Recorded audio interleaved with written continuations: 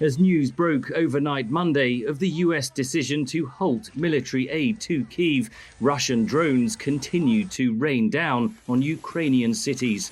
Ukrainian lawmakers say the consequences of Washington's decision will be stark. This means that thousands of people will die. West of Donetsk, Ukraine, near the town of Pokrovsk, the war grinds on. We fire an Italian howitzer, but we get a lot of ammunition, including 105 millimeter caliber from the U.S. It is NATO standard, which is used in both Europe and the U.S. But whether Europe will be able to supply us, I hope it will.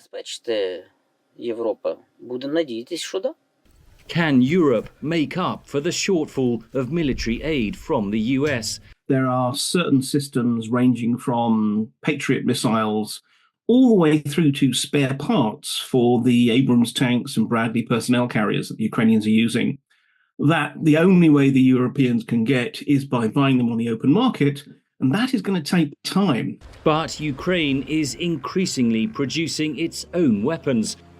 Probably about half the weapons which Ukraine is now using are provided by its own defense industry. And of the remainder, it's about half and half between the United States and the others, including the Europeans. The US provides other crucial assistance, including shipping Western weapons into Ukraine.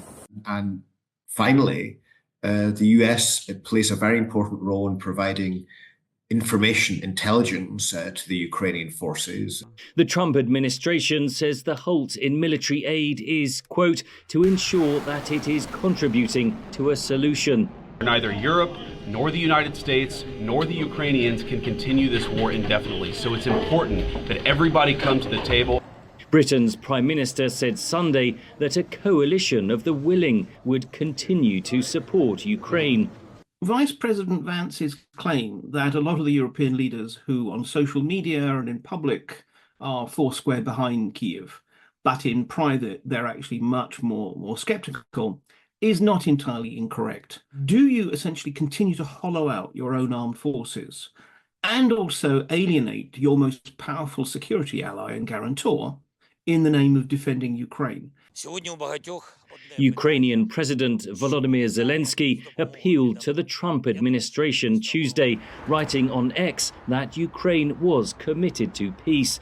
For Ukrainians suffering under Russian bombardment, the cut in US aid is a bitter outcome. I hope that he will change his mind. The victim of aggression cannot be guilty of everything and be punished in addition to that. Maybe Europe can help somehow. The hope is only on Europe now, no one else. Russia, meanwhile, welcomed Washington's decision to halt military aid to Ukraine, saying it may help, quote, to settle the situation by peaceful means. Henry Ridgwell, VOA News.